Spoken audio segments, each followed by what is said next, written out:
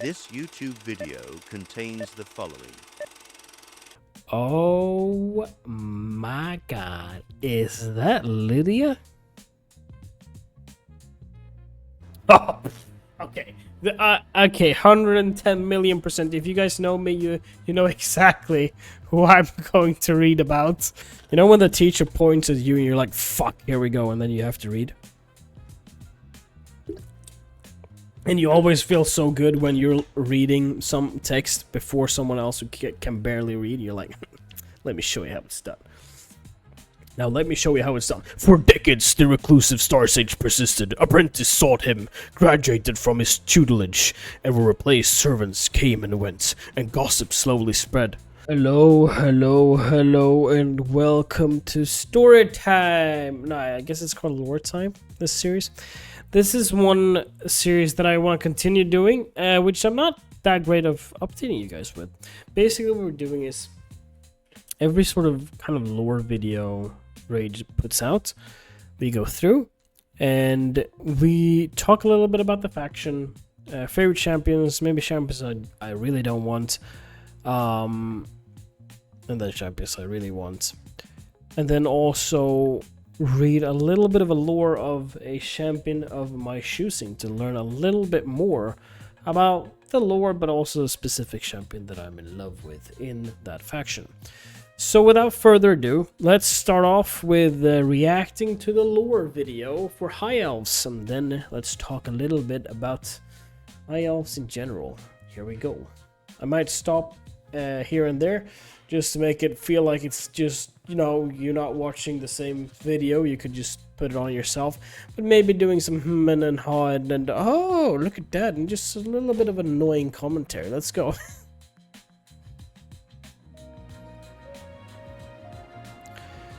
I just need to check. This is 4 years ago. Okay. Oh, one sec. There we go. Among the children of Lumaya, none are as beloved by her as us, the High Elves.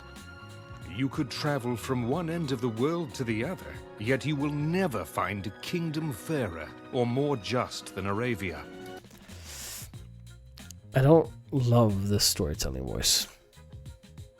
For we rule it with wisdom gained through great struggle and enlightenment. We have endured for millennia uncounted and have seen much. When the humans first ventured out of their caves to play at civilization. I get the feeling that High Elves, elves in general, are sort of like think that they're higher, like they're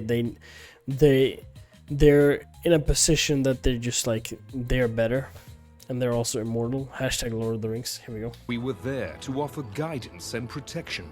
See, When the guidance. lizard men's empire crumbled around them, we were there to pick up the pieces Who the hell is this? and ensure Teleria was not engulfed in the chaos those savages had unleashed. When the orcs raided and pillaged across the continent, I gotta say, Lord of the Rings, man. we were there to decimate their hordes and scatter them to the winds.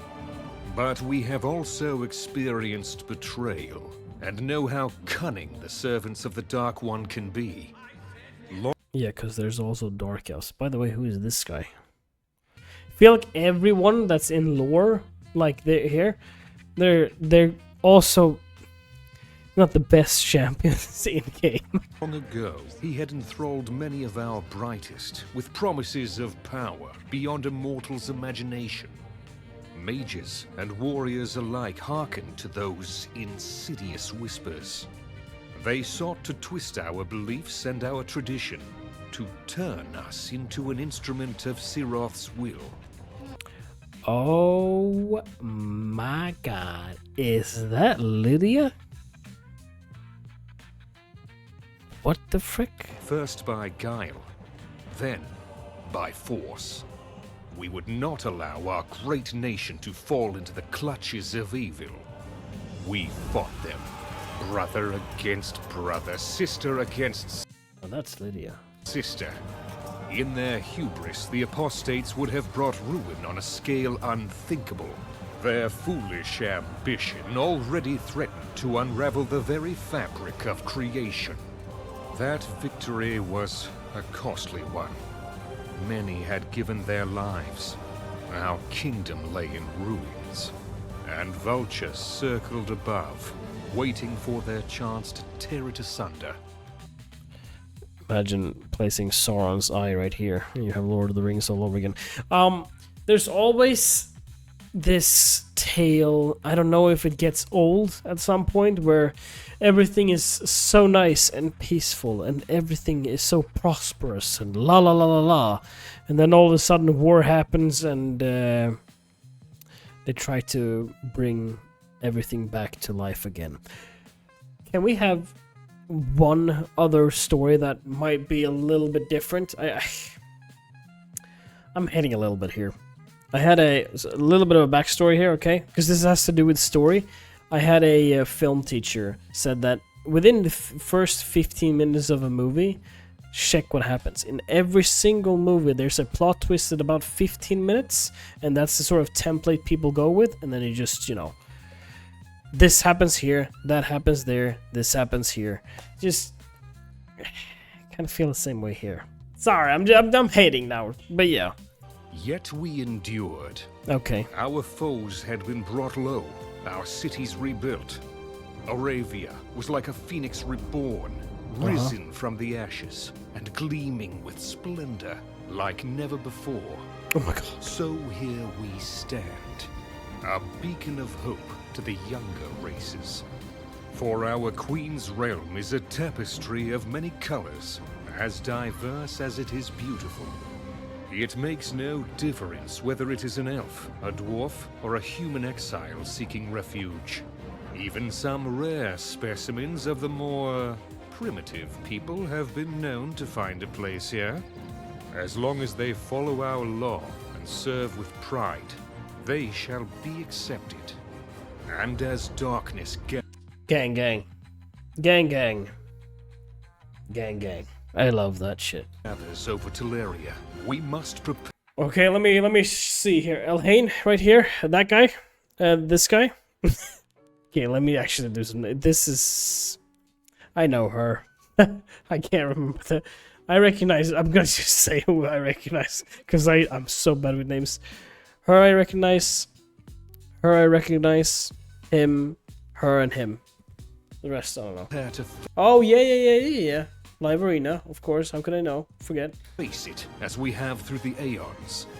Our that guy right there. champions are many. Our Oh, and that guy. And that guy. knowledge yeah. is second to none, and our conviction is unshakable. Let the slaves of Shadow come if they dare.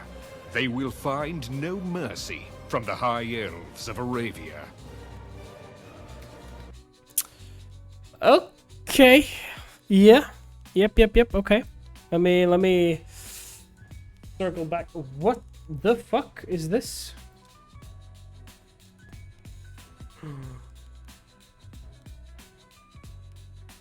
Okay. Another video. That's another video.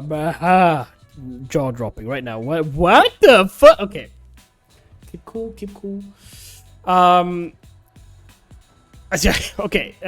Okay. High Elves. Oh, okay. Okay, 110 million%. If you guys know me, you know exactly who I'm going to read about. But yeah, okay. So as far as High Elves, when it comes to the faction wars, was quite easy for me, for the simple reason of, I don't know, maybe a combination with the Arbiter, Yannica. We got Eleanor pretty quick. But there's also champions like Ethlin that was really nice for us. Elhain, supporter champion. We also have Apothecary, Reliquary Tender. Really nice early game, both of these. That can be a very nice support. Elhain can also be really nice in the beginning, but who doesn't show scale? Come on, please. Other than that, Naldor, super good in Fire Knights. Vergus, really nice as well. Yeah, Ethelyn, insane damage. Royal Guard, really nice. And then Arbiter, I mean, the classical speed lead champion, am I right? Telena recently. Yannicka, I suggest, if you're a new player, I suggest you go for her immediately with the coins, just for the simple fact that it's a nice legendary to have. We haven't really brought so much use to her, but we also got her super late. So, but she's still filled a little bit of a nice role there. Lysandra, really nice for live arena. Fully depletes the target's turn meter, that sort of stuff. Speed, nice, really nice.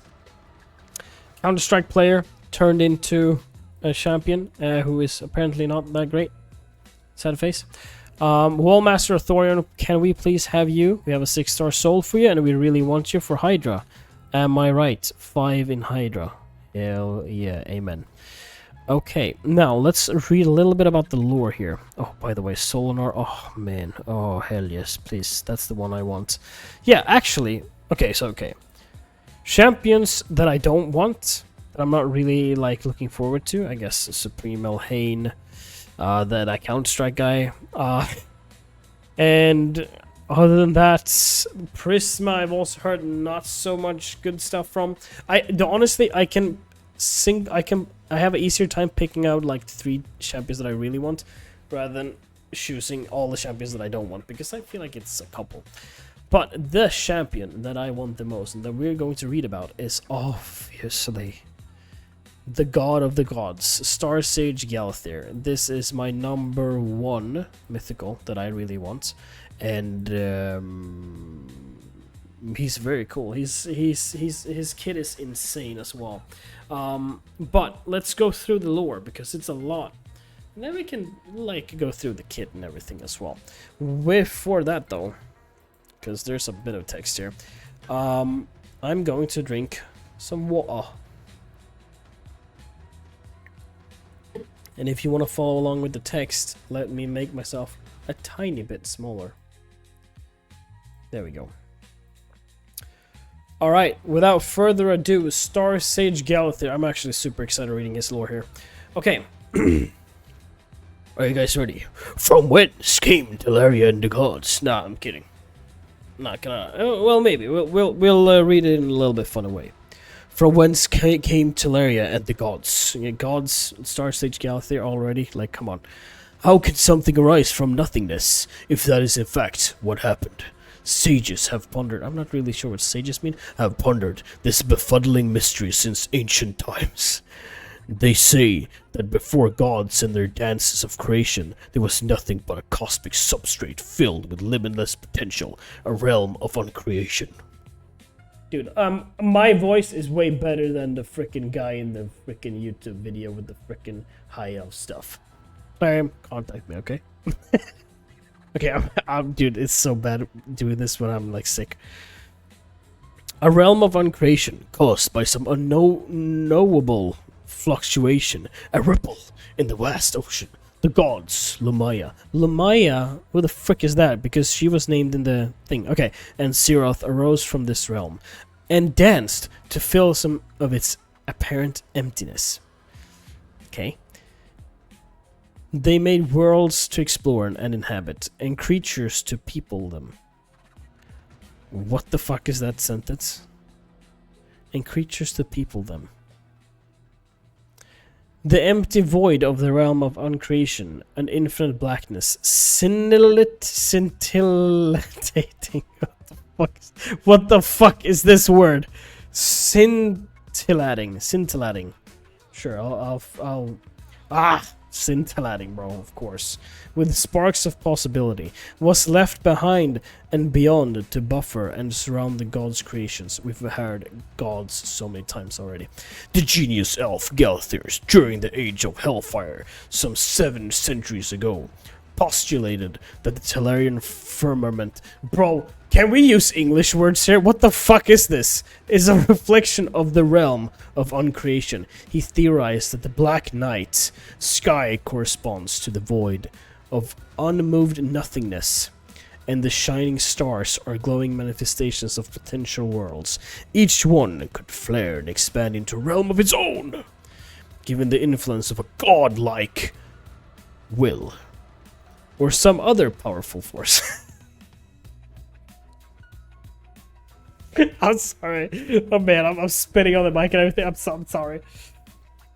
The way I'm like dipping up and down with this is just insane. I'm butchering. I'm sorry, guys. By studying the movements of stars and properties of the night sky, Galathyr hoped to discern the patterns and the laws that govern universal mechanisms of the world and beyond. Galathyr traveled to the distant Cloudspire Mountains after reading old scrolls suggesting that the historic Dragonkin has built stargazing centers there.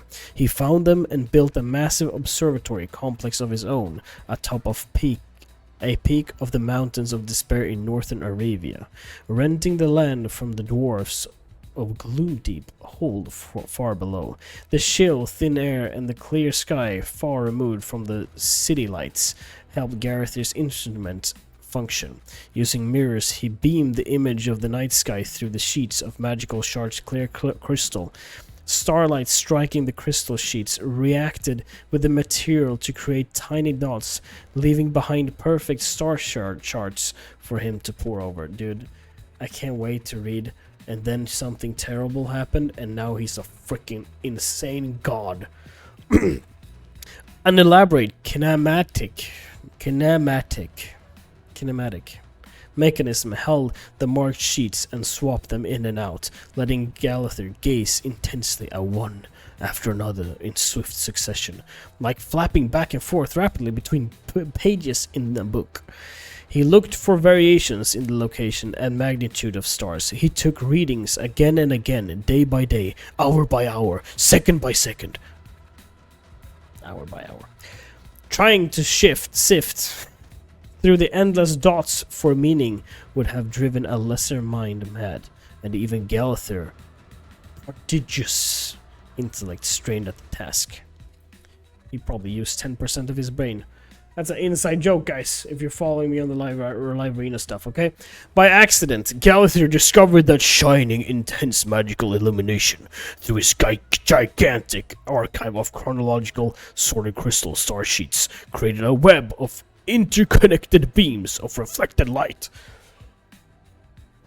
Galathyr was convinced there was an arcane symbolism to it, a language of uncreation expressed in angles and mathematics.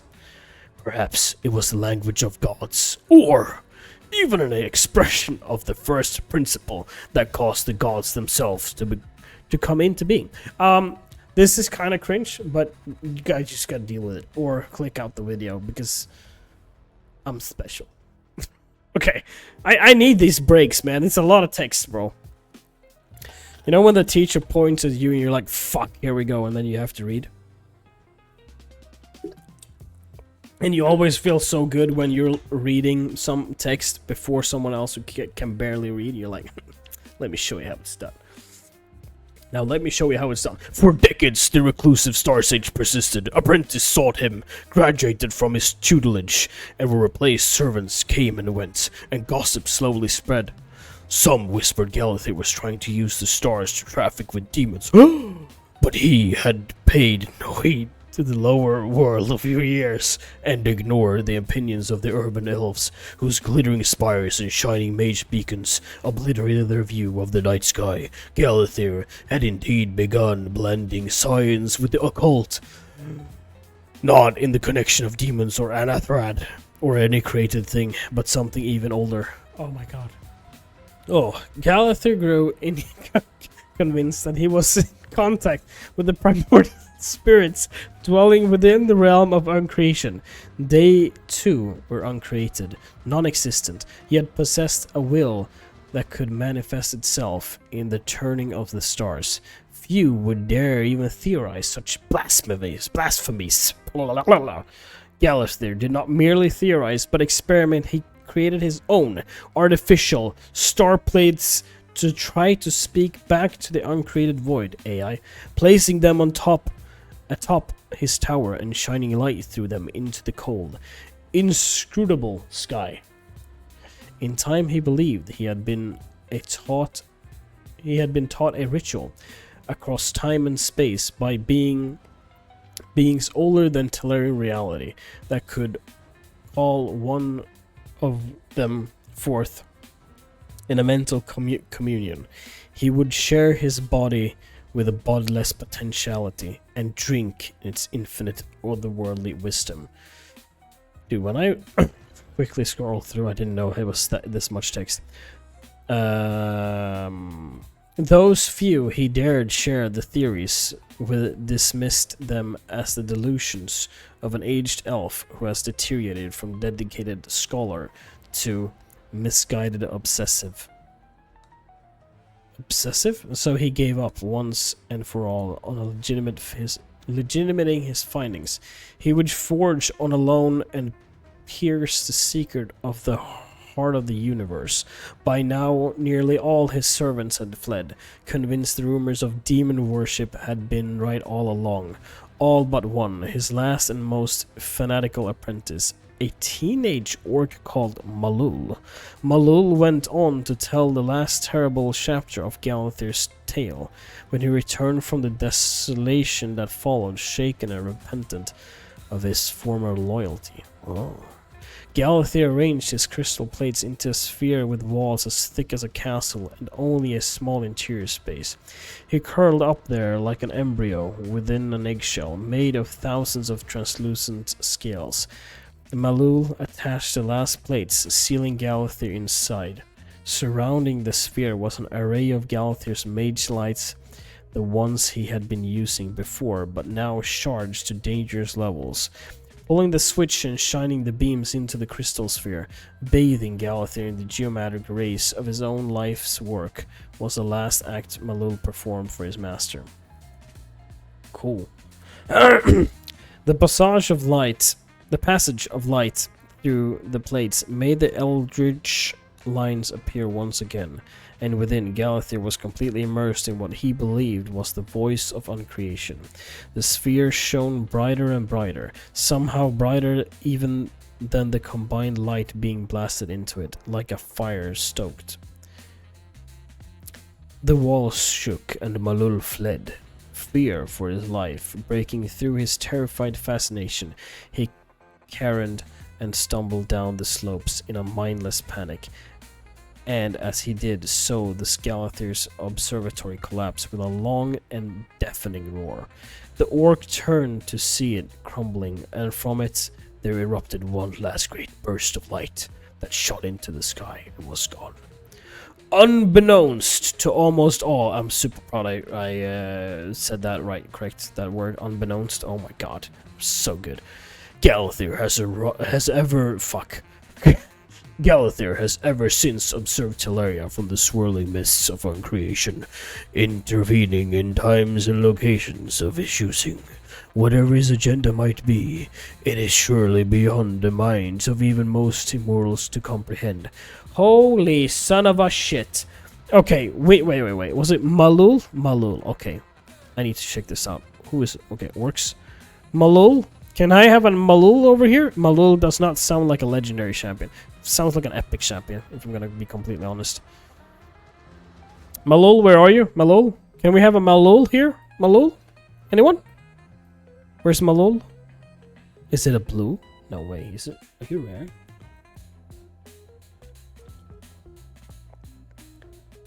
Dude, where's Malul? Warboy. Where is Malul? There must be a Malul. If there's no Malul, then what the fuck? Come on. Really? No Malul? Well, shit, man. No Malul. No, man. I can't. No. Hold on. Raid Shadow Legends Malul. Oh my god. Molly Tankard? No. Star Sage Galathir. Like googling.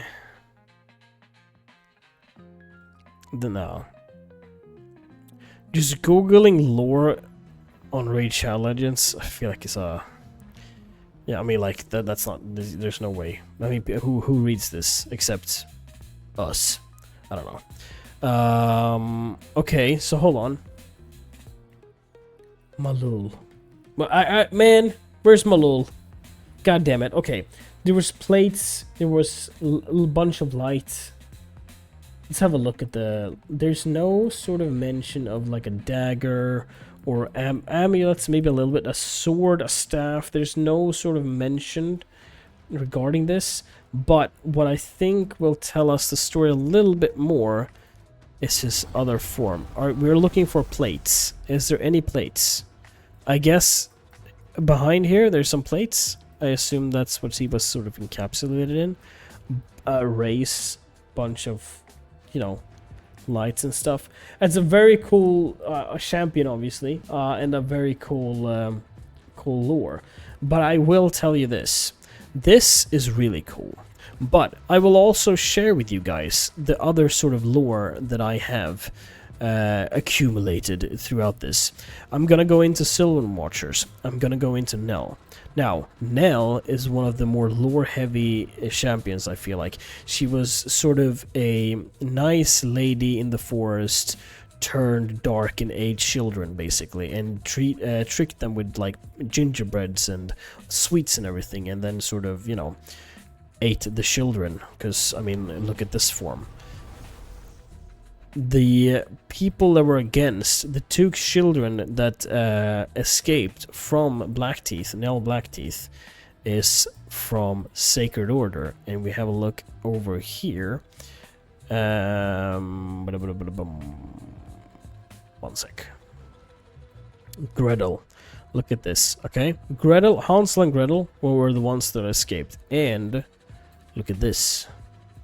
The gingerbread cookie tattoo from Nell. Like, inspired from Nell. There's also something else that she's carrying that she stole from Nell. It's so freaking cool. I just wanted to mention that. That's also why I really wanted to find out about, like, Malul or whatever her name is. But yeah. Other than that, I mean, his kit. Let's go through his kit because we kind of have to, because, I mean, he's a freaking god of light. A1 attacks all enemies, fills the turn meters of all allies by 10%. Also fills the turn meter of each ally by an extra 5% if they have any active buff placed on them by this champion. A2 removes all debuffs from all allies, then heals them by 25% of this champion's max HP. Also fills the turn meter of all allies by 15% and places a block debuffs buff on them for 2 turns. If you thought Elves A2 was good, wait till you've seen this. Holy fucking hell. A3 revives all dead allies with 50% HP and 50% turn meter. Also places a perfect veil buff on all allies except this one for 2 turns. Then we have the passive. This champion receives 5% less damage for each 100 resilience on this champion. Stacks up to 25%. Active effect prevents this champion's death and keeps them alive on 1 HP when receiving a fatal damage. Then equalizes their HP. The HP level of this champion will be brought up to the average HP level of the team. So I guess similar to like a Mavora thing, I think.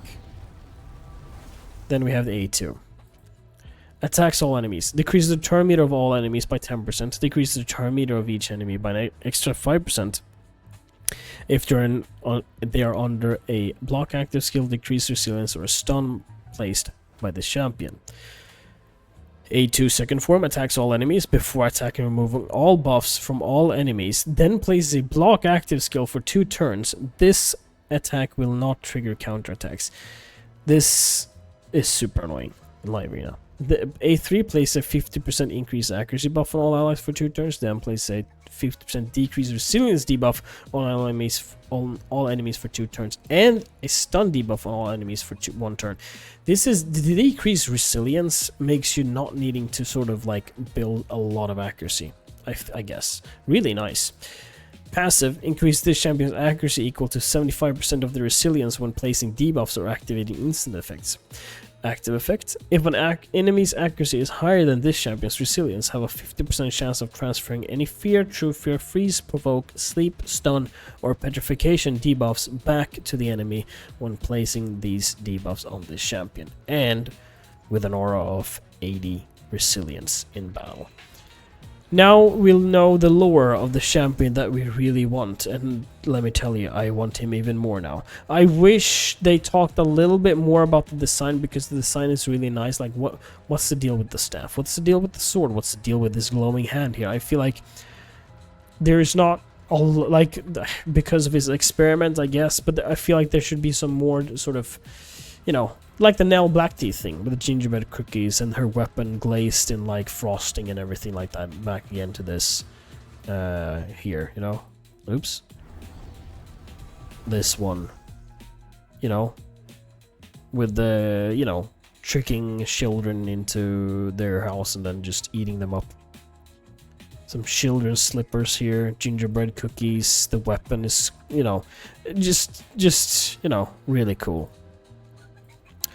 Alright guys, if you like this sort of videos, let me know. I'm gonna continue the journey, and also we need to find out what the hell this LA win streak is.